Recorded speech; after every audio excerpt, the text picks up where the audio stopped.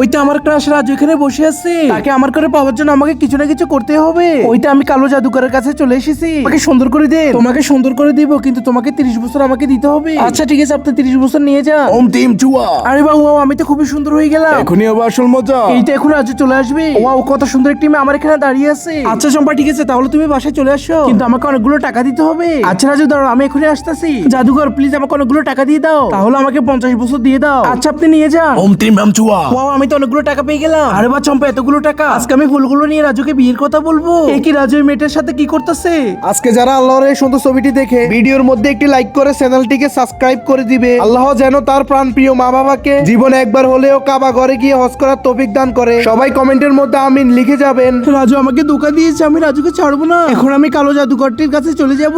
জাদুকরের ছেলেটাকে মেরে ফেলুন আপনি। আরে বাপরে, এই কি রাজু, তুমি এখানে কি করতেছো? এই নাও চম্পা, তাহলে তুমি এই গ্লাসটা নাও। আরে কি আমার মুখের সাথে কি হয়েছে? বাঁচাও, আমি তো মারা যাচ্ছি। হা হা রাজু, দেখো চম্পার রূপটা এখন আমার হয়ে গেল।